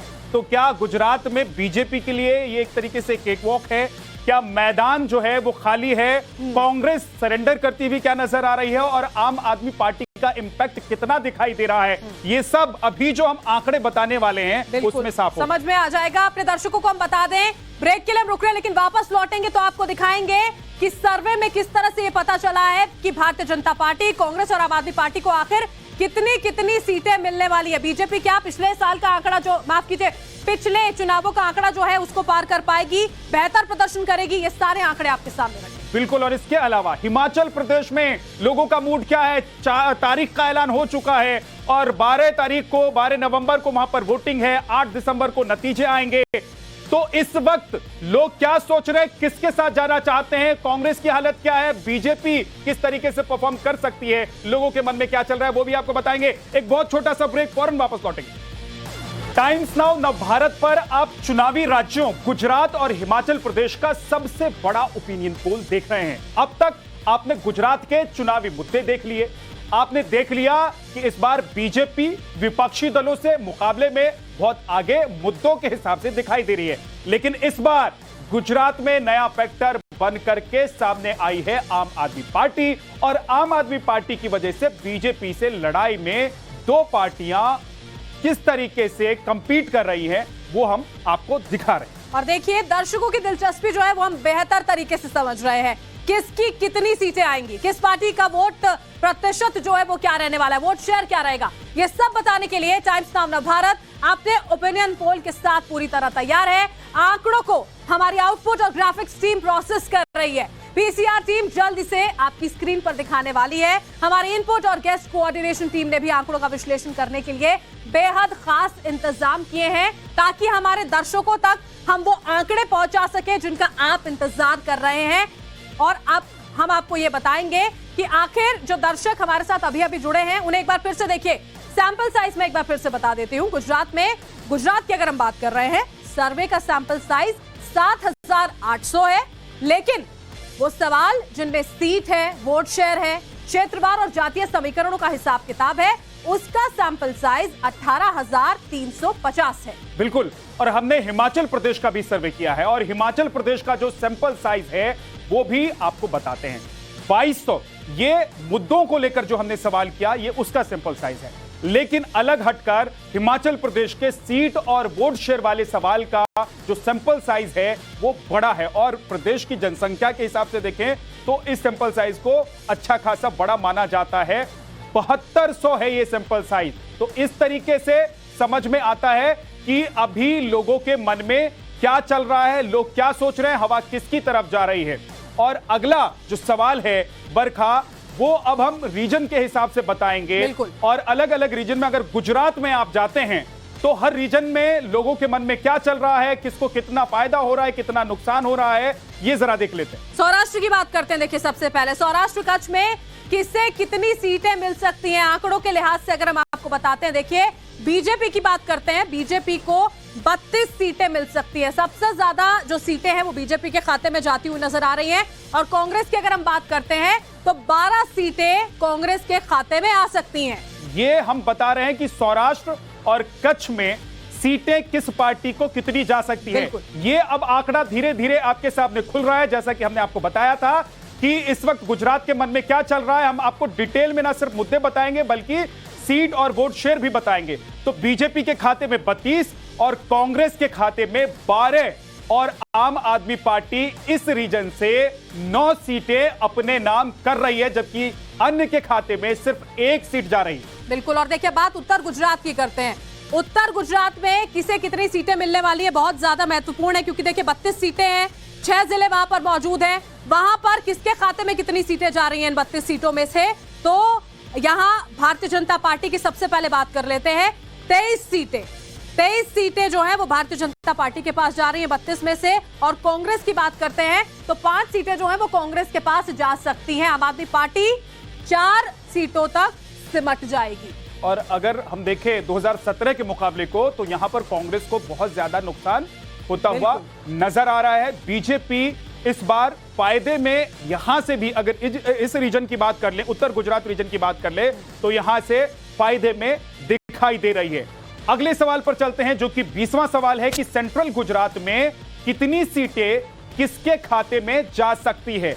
ओपिनियन पोल क्या कहता है हमारा, और लोगों के मन में क्या चल रहा है, लोग इस वक्त क्या सोच रहे हैं, वो जरा आपको दिखा देते हैं कि सेंट्रल गुजरात में कितनी सीटें बीजेपी को, कितनी सीटें कांग्रेस को, आपको बताते हैं। तो बीजेपी को बरखा 47 और कांग्रेस को 10 सीटें इस रीजन में मिल रही। और आम आदमी पार्टी की बात करते, देखिए 4 सीटें आम आदमी पार्टी के खाते में जा रही हैं, अन्य के खाते में कोई सीट नहीं है, 0 यहाँ पर रहने वाली है। मध्य गुजरात की यहाँ पर हम बात कर रहे हैं, 8 जिले हैं, 61 सीटें वहां पर मौजूद है। और यहाँ पर भी बढ़त जो है वो भारतीय जनता पार्टी के पास ही है यहाँ पर बनी हुई। यानी कि साफ तौर पर समझ में आ रहा है, साफ तौर पर यह स्पष्ट हो रहा है कि बीजेपी एक बार फिर से सत्ता में वापसी कर सकती है। ये आंकड़े कम से कम इसी ओर इशारा कर रहे हैं। इसके बाद देखिए 21वीं सवाल का रुख कर लेते हैं। दक्षिण गुजरात में किसे कितनी सीट मिलने वाली है, ये अपने आप में बहुत ज्यादा महत्वपूर्ण हो जाता है। 35 सीटें वहां पर मौजूद हैं, 7 जिले हैं वहां पर दक्षिण गुजरात की अगर हम बात करते हैं तो वहां पर बीजेपी के खाते में एक बार फिर से देखिए सबसे ज्यादा सीटें जा रही हैं। 27 सीटों के साथ आगे नजर आती है बीजेपी दक्षिण गुजरात में, और कांग्रेस बहुत ज्यादा पिछड़ती हुई 3 सीटें महज, सिर्फ 3। बिल्कुल, कांग्रेस को सिर्फ 3 सीट और 5 सीटों का नुकसान पिछली बार के मुकाबले 2017 के मुकाबले अगर हम इस सर्वे को देखें तो 5 सीट नुकसान के साथ कांग्रेस इस बार दिखाई दे रही है। आम आदमी पार्टी को 3 सीटें मिल रही हैं। आम आदमी पार्टी को तो जितना मिल रहा है वो प्लस ही है, लेकिन देखिए यहां पर बीजेपी भी प्लस में है।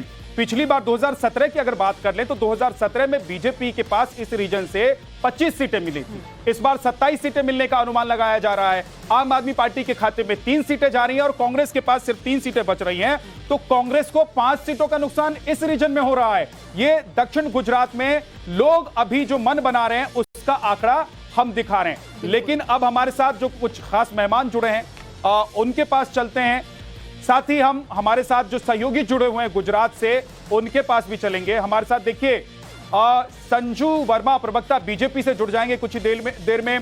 डॉक्टर अमित नायक नेता गुजरात कांग्रेस के हमारे साथ हैं, और रवि श्रीवास्तव आम आदमी पार्टी के समर्थक हमारे साथ हैं। साथ ही आशुतोष राजनीतिक विश्लेषक, तहसीन पूनावाला राजनीतिक विश्लेषक, विष्णु पांड्या वरिष्ठ पत्रकार हमारे साथ जुड़ गए हैं। आप सभी मेहमानों का बहुत बहुत स्वागत है।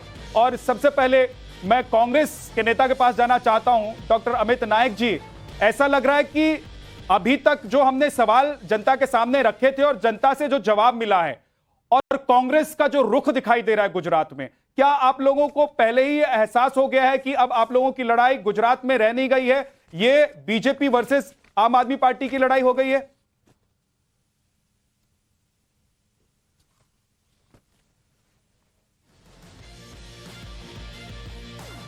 संजू वर्मा भी इस वक्त हमारे साथ विद्या जुड़ी हुई हैं, भारतीय जनता पार्टी की प्रवक्ता हैं, कांग्रेस का भी रिएक्शन लेंगे। संजू जी, बहुत खुश होंगी आप जिस तरह के आंकड़े यहां पर अभी सर्वे में निकलकर सामने आ रहे हैं। 27 सालों के बाद एक और कार्यकाल भारतीय जनता पार्टी का गुजरात में, क्या कहेंगी? बरखा जी, पहली बात तो ये कि आपका ओपिनियन पोल देखकर ये जरूर तय हो जाता है कि जनता ने मन बना लिया है कि जिस पार्टी को 27 सालों से जनता का जनादेश और आशीर्वाद मिलता आ रहा है, 2024 में भी जो 2017 में हुआ, 2012 में हुआ, 2007 में हुआ और 2002 में हुआ, वही दोहराया जाएगा। और मुझे जो सबसे दिलचस्प बात लगी वो ये कि सौराष्ट्र और नॉर्थ गुजरात ये पाटीदार समुदाय के गढ़ माने जाते हैं और हर किसी को पता है कि गुजरात में पाटीदार समुदाय 12 से 14% वोटर बेस पाटीदार समुदाय का होता है। और यदि आपने ये पाटीदार समुदाय का वोट बेस इसको आपने तोड़ लिया और अपनी तरफ कर लिया तो गुजरात का मान लो इलेक्शन ये आपके खेमे में आ जाता है। आप याद करिए 2017 में सौराष्ट्र में कांग्रेस को 29 सीट्स मिली थी और भाजपा को सिर्फ 24 सीटें मिली थी। और आपने जो आंकड़े दिए उसके मुताबिक इस बार सौराष्ट्र में 24 बनाम बीजेपी को इस बार 32 सीटें मिलेंगी और कांग्रेस को पिछली बार 24 के मुकाबले इस बार सिर्फ 12 सीटें मिलेंगी। मतलब सौराष्ट्र जो कांग्रेस का गढ़ माना जाता 30 के मुकाबले उसमें 18 सीटों का नुकसान है। तो आप नुकसान से ज्यादा खुश हैं कि आपकी सीटें वहां पर बढ़ रही हैं, उससे आपको ज्यादा खुशी हो रही है? कांग्रेस के नुकसान से ज्यादा खुश हैं क्या आप? खुशी इस बात से है कि एक हम अपनी जीत की बढ़त में और बढ़ोतरी देख रहे हैं। कांग्रेस का वर्चस्व ना तो पहले था ना अब है और आम आदमी पार्टी की लड़ाई बीजेपी से नहीं, आम आदमी पार्टी जो वोट बैंक है वो कांग्रेस का वोट बैंक काटेगी, बीजेपी का वोट बैंक तो आप ही का फायदा हो रहा है यहाँ पर संजू जी, कुछ भी कहें।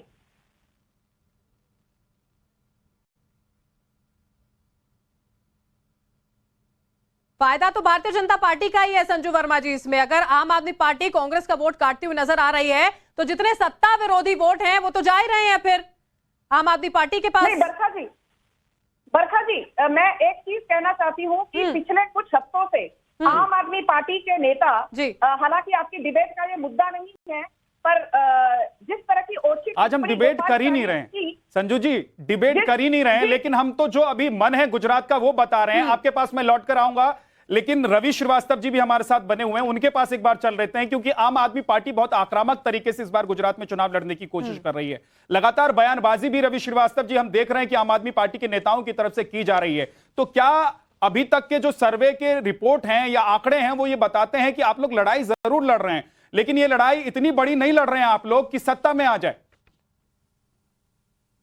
देखिए विद्यानाथ जी, पहली चीज तो यह है कि आम आदमी पार्टी किसी का वोट काटने के लिए नहीं जाती कहीं पर। जो आम आदमी पार्टी के मुद्दे हैं वो उसके अपने मुद्दे हैं। इन मुद्दों पर कोई साथ आता है बड़ी अच्छी बात है, नहीं आता है तो बड़ी अच्छी बात है। आम आदमी पार्टी ने पंजाब में क्या किया, आम आदमी पार्टी ने दिल्ली में क्या किया? हम पानी, बिजली, सड़क, बेरोजगारी, महंगाई, भ्रष्टाचार, इन चीजों के मुद्दे हमारे रहते हैं। हमें सिर्फ यही जनता को समझाना रहता है कि भाई देखिए आपकी स्थिति 27 साल के बाद में क्या है। अगर आपको लगता है कि आप 27 साल के बाद में बहुत खुश हैं, आप जरूर भारतीय जनता पार्टी के साथ जाइए। रवि जी आंकड़े तो कम से कम इसी ओर इशारा कर रहे हैं कि शायद आप जनता को समझाने में भी नाकामयाब रहे हैं कि वो पिछले इतने सालों में भारतीय जनता पार्टी उनके लिए कुछ नहीं कर पाई। ये आंकड़े क्या कह रहे हैं? समझाने की प्रक्रिया अभी जारी है। अच्छा। लोग समझ भी रहे हैं इस बात को। और एक पार्टी जो 10 साल पहले पैदा हुई है, जिसके आज 2 राज्यों में मुख्यमंत्री है, लेकिन कम से कम आप पैर जमाने की कोशिश बरखा ये कर रहे हैं, वही बता रहे हैं। तहसीन जुड़े हुए हैं, उनका रुख कर लेते हैं एक बारी। जी रवि जी वापस आपके पास लौटते हैं। तहसीन, अभी मौजूदा परिप्रेक्ष्य में, राजनीतिक परिप्रेक्ष्य में देखें तो जब बातचीत हो रही है, जो आंकड़े आ रहे हैं कहीं ना कहीं इस ओर तो नहीं इशारा कर रहे हैं कि अभी कांग्रेस के बारे में बातचीत करना भी बेमानी हो गया है, क्योंकि ना तो नेता पहुंच रहे हैं ना वहां पर सभाएं की जा रही हैं।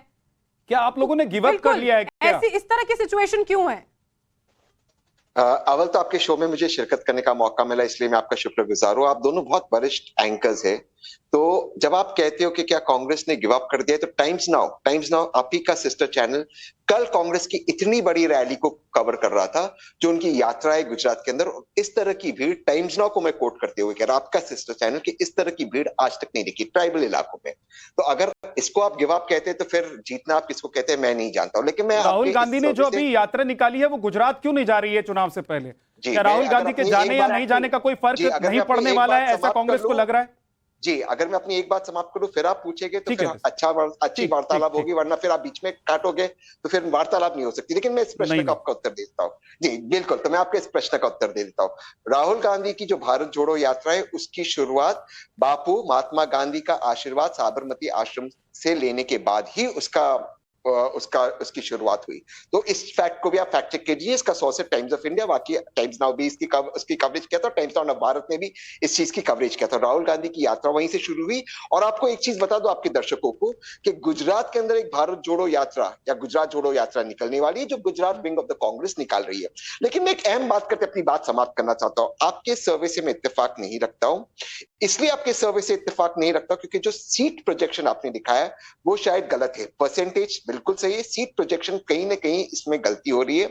आम आदमी पार्टी बिल्कुल गेन कर रही है, लेकिन ये गेन अर्बन एरियाज में, और ये जो गेन है ये भाजपा के एक्सपेंसेस पे आएगा। ये आप मान रहे हैं तहसीन, लेकिन हम तो वो दिखा रहे हैं जो लोगों से हमने बात की है, लोगों ने जो हमें अपनी राय दी है उसके आधार पर हम दिखा रहे हैं। आशुतोष जी, हाँ मैं आता हूं आपके पास लौटकर आता हूं, लेकिन आशुतोष जी भी हमारे साथ जुड़े हुए वरिष्ठ पत्रकार। आशुतोष जी, अगर गुजरात के सवालों को अभी तक आपने देखा और समझा होगा तो ऐसा लग रहा है कि आम आदमी पार्टी पैर जमाने की कोशिश कर रही है। 27 साल सत्ता के हो गए, उसके बावजूद बीजेपी से इतनी नाराजगी नहीं है कि कांग्रेस या आम आदमी पार्टी के साथ जनता जाती हुई दिखाई दे रही है।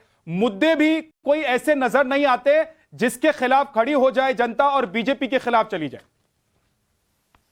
देखिए विद्यानाथ जी, एक तो ये जो आपका सर्वे कह रहा है कि वो total 129 seat Bharatiya Janata party को दे रहा है। अगर 129 सीट दे रहा है इसका मतलब ये कि 2002 में जो नरेंद्र मोदी जी के नेतृत्व में जो भारतीय जनता पार्टी ने चुनाव लड़ा था उससे भी ज्यादा अनप्रेसिडेंटेड एक तरीके से कह सकते हैं। तब उनको 127 सीटें मिली थी। उसके बाद से लगातार भारतीय जनता पार्टी की सीट जीती जरूर है लेकिन घटती गई। 2007 में 117 सीटें मिली, उसी के साथ साथ 2012 में 115 सीटें मिली और 2017 में आखिर 99 सीटें हो गई।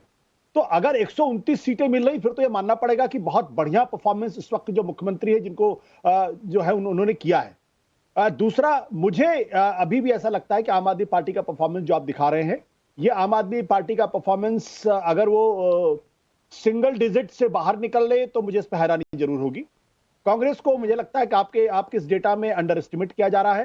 कांग्रेस गुजरात के अंदर लगातार 35 से 38-40% वोट लगातार पाती रही है। भले ही नहीं आशुतोष जी, मैं एक चीज समझना चाहता हूं, माफ कीजिए मैं आपको बीच में टोक रहा हूं, लेकिन मैं एक चीज समझना चाहता हूं कि अभी राहुल गांधी यात्रा पर निकले हुए हैं, कांग्रेस का कोई बड़ा नेता अभी तक वहां कुछ करता हुआ दिखाई नहीं देता है। अरविंद केजरीवाल लगातार वहां पर रैलियां सभाएं कर रहे हैं, बीजेपी भी लगातार वहां पर अपनी उपस्थिति दर्ज करा रही है। मोदी जी जा रहे हैं, गृह मंत्री अमित शाह लगातार दौरा कर रहे हैं गुजरात का।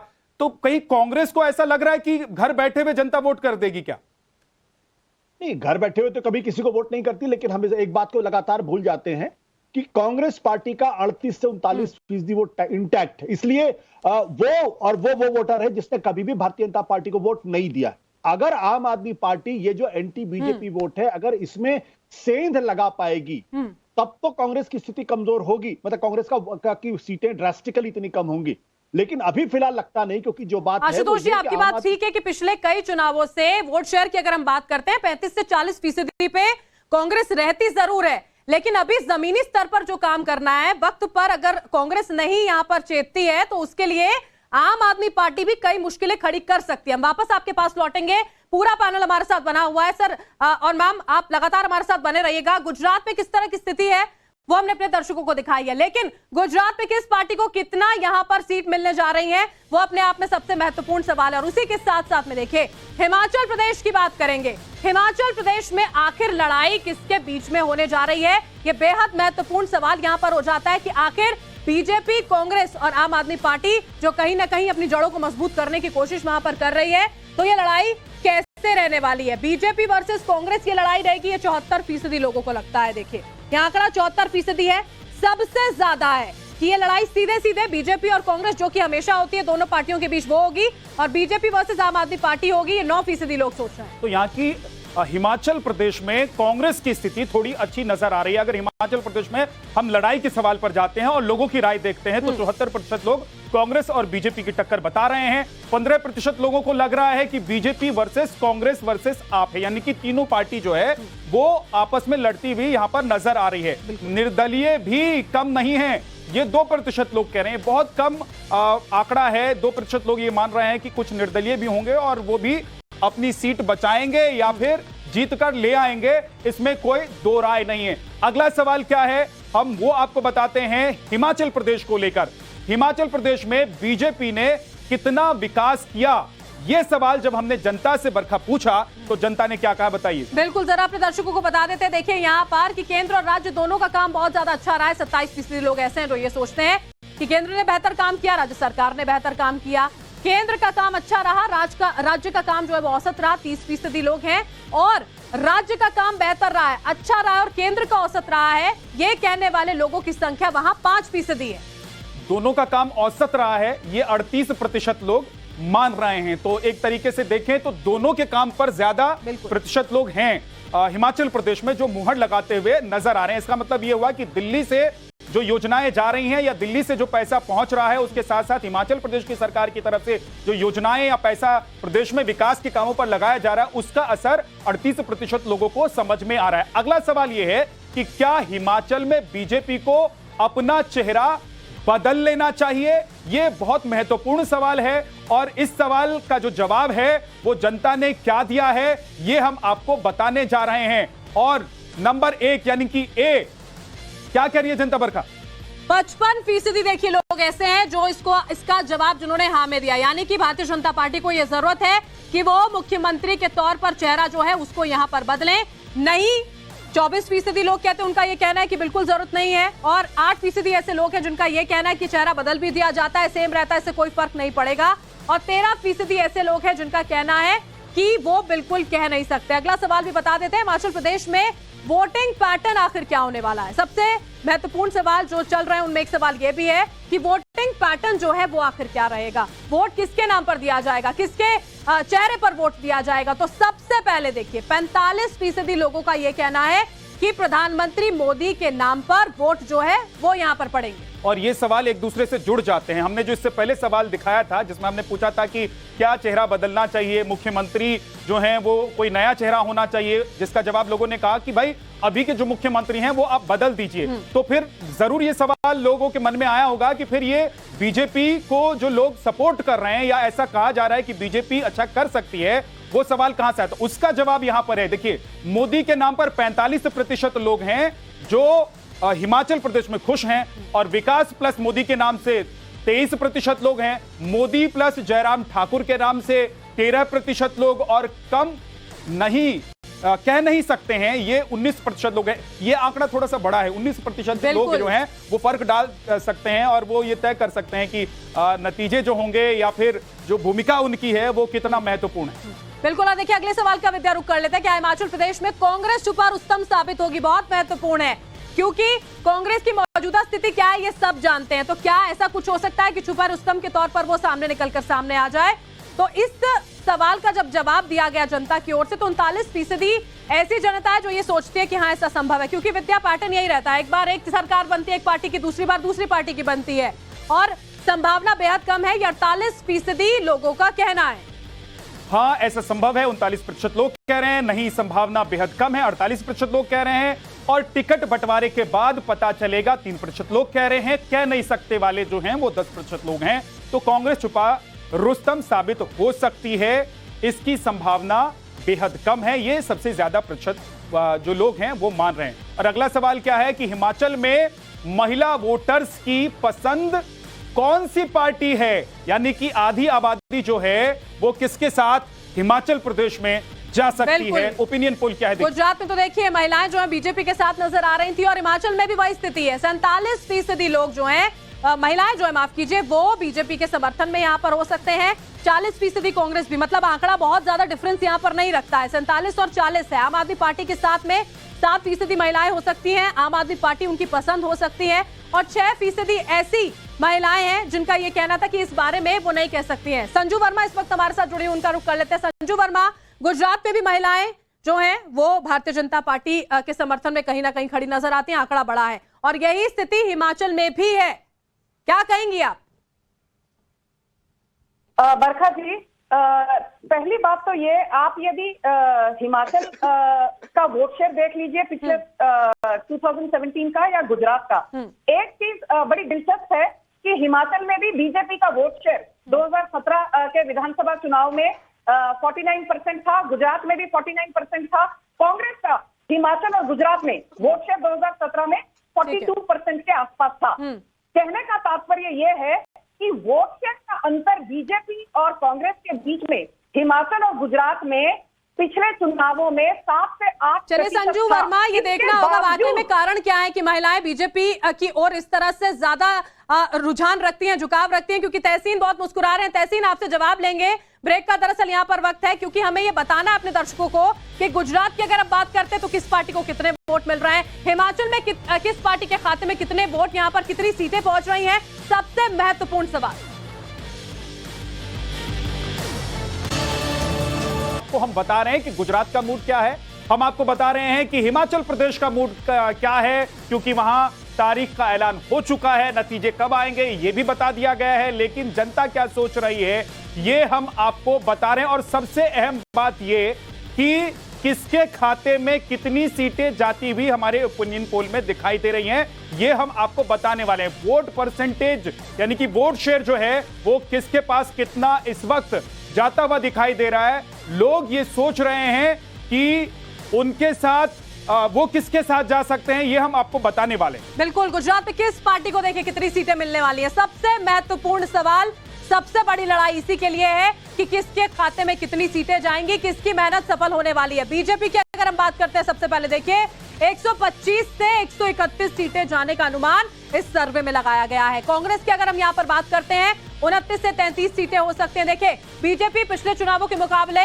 ज्यादा यहाँ पर अच्छी स्थिति में नजर आ रही है, लेकिन कांग्रेस का बहुत ज्यादा नुकसान नजर आ रहा है। अगर 29 से 33 सीटें उनके खाते में आ रही है। और उसके बाद आम आदमी पार्टी, विद्या जी, आम आदमी पार्टी जो ये कह रही है कि वो इस बार सत्ता में गुजरात में आ जाएगी, वो अभी अगर ओपिनियन पोल के हिसाब से देखें तो 18 से 22 सीटें लेती हुई नजर आ रही है। यानी कि इस बार आम आदमी पार्टी चुनाव जो लड़ रही है उसका नतीजा भी उसे मिलने जा रहा है। लेकिन सबसे बड़ी बात यह है कि 27 साल के बाद भी हमारा ओपिनियन पोल यह बता रहा है कि एक बार फिर से बीजेपी को सत्ता में गुजरात की जनता देखना चाहती है। और पिछली बार के मुकाबले इस बार अगर सीटों की संख्या देखें तो वो बहुत ज्यादा है, 125 से 131, यानी कि 99 के मुकाबले अगर हम देखें तो यहां कम से कम 125 से 30 सीटों का अंतर दिखाई दे रहा है। 125 से 131 हो गया ये आंकड़ा। और वोट फीसदी देखिए, वोट प्रतिशत कितना रहने वाला है वो अपने आप में बहुत महत्वपूर्ण हो जाता है। देखिए, गुजरात में किस पार्टी को कितना ज्यादा वोट प्रतिशत मिलने वाला है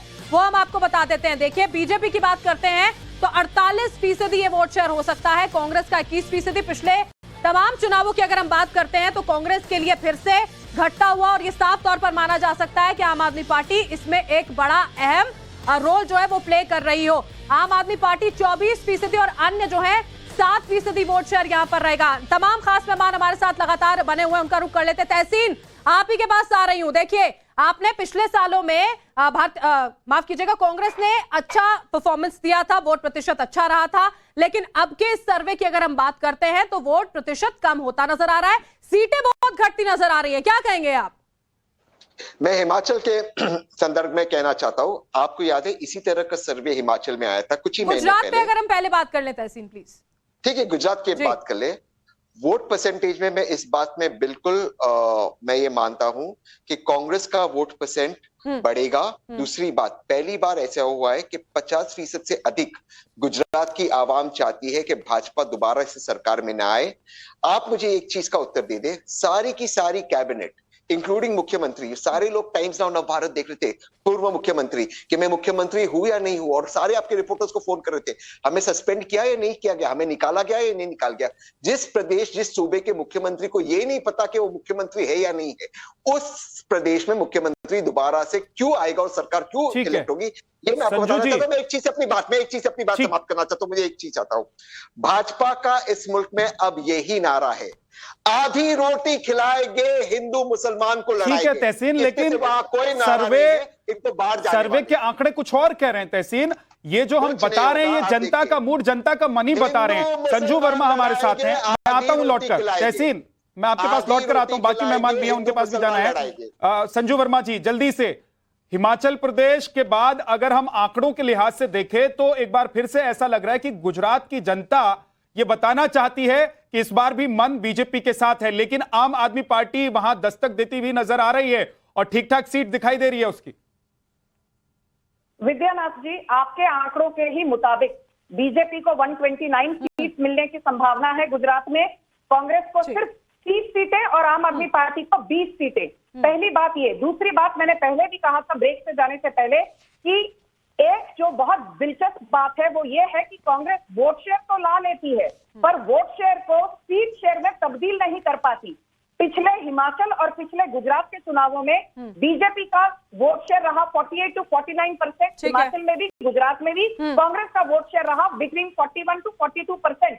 पर 41-42% वोट शेयर के बावजूद कांग्रेस को गुजरात में सिर्फ 77 सीट मिली। और आपको एक दिलचस्प बात बता दूं, इनके 14 एमएलए पिछले 5 सालों में छोड़कर बीजेपी के खेमे में आ गए। संजू जी, आप जो इस बात का जिक्र कर रही हैं, जवाब भी अमित जी से ले लेंगे। गुजरात में कांग्रेस आप कह रही हैं ना कि वोट शेयर होता है लेकिन सीटों में तब्दील नहीं हो पाता। अमित नायक जी, क्या आप इसका जवाब देंगे और बताएंगे कि मजबूत संगठन है वो इतना कमजोर पड़ता क्यों नजर आता है, चेहरे छोड़ जाते हैं, आखिर इस स्थिति में क्यों है कांग्रेस? गुजरात में जो मौजूदा स्थिति, जो आपकी सीटें कम हो रही हैं, वोट प्रतिशत कम हो रहा है, क्या बोलेंगे? पिछले 5 सालों में अमित जी, मेरी आवाज आपको पहुंच रही है? संजू जी, आप जो इस अमित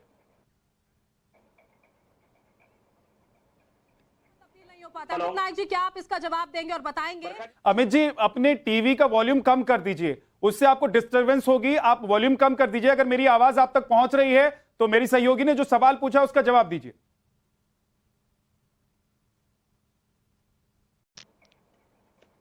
अमित, आपकी आवाज हम तक नहीं आ रही है, मैं आपके पास लौट कर आऊंगा, लेकिन वरिष्ठ पत्रकार हमारे साथ जुड़ गए हैं, हर्षवर्धन त्रिपाठी जी। हर्षवर्धन जी, गुजरात के वोट शेयर के हिसाब से और सीटों को देखें तो ऐसा लग रहा है कि पिछली बार के मुकाबले इस बार और ज्यादा लोग चाहते हैं कि बीजेपी लौटे, यानी कि 27 साल के बाद भी वहां पर कोई सत्ता के खिलाफ भावना नजर नहीं आ रही है, सत्ता के खिलाफ लोग नजर नहीं आ रहे। देखिए विद्यानाथ जी, सबसे पहले तो ये कि संयोगवश मैं 3 दिनों से अभी गुजरात में ही हूँ, अहमदाबाद में हूँ अभी, और एक बात बहुत स्पष्ट तौर पर समझिए कि गुजरात में पॉलिटिक्स यूपी बिहार की तरह नहीं होती। ये टीवी पर रैलियां, टीवी पर भाषण, इससे लगता है कि वैसी ही राजनीति होती है जैसे उत्तर प्रदेश बिहार में होती है। अभी भी आप गुजरात में घूमेंगे या जो रिपोर्टर्स आपके घूम रहे होंगे उनसे आप बात करेंगे तो सामान्य आदमी राजनीति में बहुत दिलचस्पी लेता हुआ नहीं दिखता। थोड़ा पूरे देंगे, आप बात करेंगे तो बहुत साफ कहेगा कि सरकार अच्छी चल रही है, पॉलिसी अच्छी है, हमारा गुजरात अच्छा काम कर रहा है, हमारा गुजराती देश का प्रधानमंत्री बना हुआ है, तो हम क्यों सरकार बदलेंगे। और जो आपका सर्वे भी दिखा रहा है लगभग वही दिशा बता रहा है। लेकिन एक चीज मैं स्पष्ट कर दूं कि इस सर्वे में जो कांग्रेस और आम आदमी पार्टी को आप लोग प्रतिशत दे रहे हैं, अगर वो वोट प्रतिशत है तो भारतीय जनता पार्टी 1984 के जो अब तक का जो रिकॉर्ड रहा है उसको भी तोड़ती हुई यहाँ पर नजर आएगी। ठीक है हर्षवर्धन जी, बिल्कुल, क्या वो रिकॉर्ड तोड़ पाएगी, ध्वस्त कर पाएगी, देखने वाली बात होगी। आप समर्थक रवि जी भी हमारे साथ बने हुए। रवि जी, 18 से 20 सीटें अगर आम आदमी पार्टी को मिल रही हैं तो क्या लगता है, ना मजबूत संगठन, चंद चेहरे, ना तो उम्मीदवारों का कुछ अता पता है, उसके बावजूद भी अच्छे प्रदर्शन के तौर पर आप देख पाएंगे इसको? देखिए, आम आदमी पार्टी उम्मीदवारों के चयन में बहुत सावधान रहती है और आपने देखा होगा कि बहुत ही साफ छवि के लोग आम आदमी पार्टी की टिकट पे खड़े होते हैं। पर मैं आपके सर्वे से बड़ा आश्चर्यचकित हूँ कि यहाँ पर एंटी इनकम्बेंसी के बजाय लगता है प्रो इनकम्बेंसी हो रही है कि जो पार्टी वहां पे 27 साल से सत्ता में है उसी को पब्लिक वोट देने जा रही है। तो ये तो मुझे गले के नीचे उतरने वाली बात नहीं। उसका जवाब हर्षवर्धन त्रिपाठी दे रहे हैं। वो कह रहे हैं कि देखिए वहां की जनता उत्तर प्रदेश या बिहार की जनता के मुकाबले अलग है। अमित नायक हमारे साथ जुड़े हुए हैं। अमित जी, मैं आपके पास लौट कर आता हूँ। रवि जी, मैं लौट कर आता हूँ, वक्त कम है, बाकी मेहमान के पास जाना है। अमित नायक जी, जल्दी से, जो अभी ओपिनियन पोल बता रहा है उसके हिसाब से तो आप बहुत पिछड़ रहे हैं। देखिए, पहले तो मैं 2 चीजें क्लियर करना चाहता हूं गुजरात में कांग्रेस का रिकॉर्ड है 149 सीटें जीतने का। वो रिकॉर्ड आज तक भाजपा क्यों नहीं तोड़ पाई? क्या उसे लोकप्रिय कहते हैं, या आज जो सीट पे भाजपा 2017 में 99 सीट पे थी भाजपा, उसकी लोकप्रियता बढ़ी है? जो कांग्रेस ने 149 सीट जीती थी उसको लोकप्रियता कहते हैं? आप जो सर्वे की बात कर रहे हैं, सर्वे को मैं सर्वे के बारे में कहना चाहूंगा। यही हिमाचल प्रदेश में लास्ट टाइम कांग्रेस की खाली 8 से 10 सीटें बता रही थी, फिर भी कांग्रेस। आप किस बात से खुश होना चाहते हैं? आप इस बात से खुश होना चाहते हैं कि 149 सीटें मिली थी? आप इस बात से खुश होना चाहते हैं कि 27 साल के बाद एक बार फिर से जनता चाह रही है कि बीजेपी ही लौट कर आ जाए? या फिर आप इस बात से खुश हो रहे हैं कि कम से कम अभी लड़ाई में तो आप हैं, भले ही आम आदमी पार्टी आपसे आगे निकल जाए? नहीं, झा साहब जी, आप देखिए, खुश होने की बात इसलिए है, खुश होने की बात इसलिए है कि देश के बड़ा प्रधान नरेंद्र मोदी, और आपको शायद ज्यादा परेशान अमित जी इस बात से होना चाहिए कि सालों की मेहनत के बावजूद भी बेहतर नतीजों में वो तब्दील नहीं हो पाती है। ये है सबसे बड़ी परेशानी कांग्रेस के लिए। आशुतोष जी, ये जो आप आंकड़े देख रहे हैं, जो सबसे बड़ा सवाल यहाँ पर खड़ा हो रहा था आम आदमी पार्टी की मौजूदगी के साथ में, कि उसने साधने की कोशिश भारतीय जनता पार्टी को की है, लेकिन सीधे तौर पर पूरा नुकसान अगर किसी का हो रहा है तो सिर्फ कांग्रेस पार्टी का हो रहा है। आशुतोष, देखिए बरखा जी, सवाल इस बात को लेकर ये कि आपके आंकड़े बिल्कुल स्पष्ट कर रहे हैं कि भारतीय जनता पार्टी का जो वोट प्रतिशत है उसमें कोई कमी नहीं आई है। ठीक। 2017 में भी उनको 49% वोट था, 2012 में उनको 48% वोट था, 2007 में 49% था, 2002 में उनको 50% वोट था, यानी 48% वोट आपके सर्वे के हिसाब से मिला। इसका मतलब उनका वोट बैंक पूरी तरीके से सुरक्षित है, उसमें सेंध नहीं है, नहीं लगी है। कांग्रेस को जो नुकसान होता दिखाई पड़ रहा है वो इसलिए क्योंकि आम आदमी पार्टी वहां पर उनके वोट शेयर में सेंध लगाती हुई दिख रही, लेकिन जिस स्तर की सेंध लगाती हुई आपका सर्वे दिखा रहा है, मैं उससे बिल्कुल सहमत नहीं हूं। मुझे लगता है कि आम आदमी पार्टी बेहतर कर सकती है, लेकिन जैसे उत्तराखंड के अंदर और गोवा में लगता है कि आम आदमी पार्टी पंजाब रिपीट समझ में आ रहा है क्या आपको? आशुतोष जी, आपको ऐसा लग रहा है कि आम आदमी पार्टी पंजाब जैसी ही प्रदर्शन कर देगी क्या सर? यहाँ पर ऐसा लग रहा है आपको? मैं बरखा ये पूछ लेता हूं सीधे आशुतोष जी, मैं ये जानना चाहता हूं कि देखिए सर्वे की रिपोर्ट आपने देख ली, सर्वे के जो आंकड़े हैं वो आपके सामने हैं। आशुतोष जी को क्या लग रहा है कि इस बार गुजरात में क्या होने जा रहा है? बीजेपी फिर से आ रही है तो कैसे आएगी? अगर नहीं आ रही है तो कौन सी पार्टी उसको पीछे धकेल रही है? देखिए आपके सर्वे उसका फासला कितना होगा? आपके सर्वे के मुताबिक और जो जानकारी यहां से गुजरात से आ रही है उसके मुताबिक भारतीय जनता पार्टी की सरकार बनती हुई दिख रही, इसमें कोई दो राय फिलहाल आज की तारीख में नहीं। अब नतीजे क्या आते हुए एक अलग तरीके का सवाल है। जहां तक इस बात का सवाल क्यों आ रही है, तो उसका सिर्फ एकमात्र कारण है जिनका नाम है नरेंद्र मोदी, इसके अलावा कुछ नहीं। भारतीय जनता पार्टी को वहां 3 बार मुख्यमंत्री बदलना पड़ा, पिछली बार पूरी सरकार बदलनी पड़ी। ठीक है, मतलब मोदी के नाम से अभी तक गुजरात में बीजेपी जीतती आई थी, और इस बार भी जो अभी तक ओपिनियन पोल के हिसाब से नजर आ रहा है कि मोदी का सिक्का गुजरात में फिर से चल सकता है। लेकिन क्या हिमाचल प्रदेश में भी प्रधानमंत्री नरेंद्र मोदी के नाम का सिक्का चलेगा? और इस बार क्या बीजेपी वापस आ रही है? वहां पर बरखा किसको कितनी सीटें मिलने जा रही है ओपिनियन पोल के हिसाब से, और वोट प्रतिशत क्या होगा? एक बहुत छोटा सा ब्रेक, तमाम मेहमान हमारे साथ हैं, जल्दी से लौटेंगे और आपको बताएंगे। में भारतीय जनता पार्टी बढ़त बनाती सर्वे के हिसाब से समझ में आ रही है। अब हिमाचल की हम यहाँ पर बात कर लेते हैं। हिमाचल प्रदेश में आखिर किस पार्टी को कितनी सीटें मिलने वाली हैं, बहुत महत्वपूर्ण सवाल है। तो आपको बता देते हैं हम कि क्या स्थिति सर्वे के मुताबिक इस चुनाव में, जिसकी तारीखों का ऐलान भी बाकायदा कर दिया गया है, हो सकती है बीजेपी को 38 से 42 सीटें मिल सकती हैं, और कांग्रेस की अगर हम बात करते हैं तो 25 से 29 सीटें जा सकती हैं कांग्रेस के खाते में। आम आदमी पार्टी भी 1 सीट निकाल सकती है, 0 से 1 के बीच का आंकड़ा है, और अन्य के खाते में 1 से 2 सीटें जा सकती है, जो अन्य यानी कि किसी पार्टी से हो सकते हैं या फिर निर्दलीय चुनाव लड़ेंगे। लेकिन एक बार फिर से बीजेपी यहां पर सीटों के लिहाज से देखे तो सत्ता में वापसी करती हुई नजर आ रही है और कांग्रेस से बहुत आगे निकलती हुई नजर आ रही है। लेकिन हिमाचल प्रदेश में किसे कितना वोट शेयर मिल रहा है, यानी उसका प्रतिशत कितना है, तो बीजेपी 47%, कांग्रेस 40% और आम आदमी पार्टी को 6% वोट मिल रहा है। अन्य के खाते में 7% वोट जाता हुआ दिखाई दे रहा है। संजू जी हमारे साथ हैं, संजू वर्मा बीजेपी से। संजू जी, हिमाचल प्रदेश में टक्कर है, लेकिन ऐसा लग रहा है कि ओपिनियन पोल के हिसाब से ऐसा लग रहा है कि आप लोग फिर से वापसी कर सकती हैं। विद्यानाथ जी, मैं वही कहूंगी जो मैंने उत्तर प्रदेश के चुनाव से पहले, उत्तराखंड के चुनाव से पहले कई डिबेट पर कहा कि आज भाजपा एकमात्र ऐसी पार्टी है जो हमारे राष्ट्रीय अध्यक्ष जेपी नड्डा ने बहुत बार दोहराया है, जिसके पास कार्यकर्ता है, कार्यकोष्ठी है, कार्यक्रम है, कार्यशैली है और एक विचारधारा है। जो आपके यहाँ पर पैनलिस्ट बैठे हैं, मैं किसी पर कोई टिप्पणी नहीं करना चाहती, पर मुझे बताइए यहाँ पर कांग्रेस या आम आदमी पार्टी, क्या इनकी कोई आइडियोलॉजी, कोई विचारधारा है? नहीं। कोई कॉमन मिनिमम प्रोग्राम है? नहीं। फिर टीवी डिबेट पर आकर मोदी मोदी मोदी, अमित शाह अमित शाह अमित शाह ये कहने से या भारत जोड़ो विपक्ष पे विपक्ष के तौर पर वो अपना काम करते हुए यहाँ पर संजू देखिए वो नजर आ रहे हैं, लेकिन बीजेपी की सीटों में थोड़ी सी अगर हम देखें तो थोड़ी कमी जरूर हिमाचल में जरूर नजर आती है। इस पर भी आप जरूर गौर कीजिएगा। आशुतोष जी, आप क्या कहेंगे? ये जो आंकड़े हिमाचल के सामने आ रहे हैं, आपका क्या एनालिसिस इस पर? देखिए, मुझे लगता है कि हिमाचल प्रदेश के अंदर कांटे की लड़ाई है। वहां भारतीय जनता पार्टी को बहुत आश्वस्त होने की जरूरत नहीं है। आपका सर्वे खुद ये बता रहा है कि 55% लोग ये चाहते हैं कि मुख्यमंत्री का चेहरा बदल दिया जाए।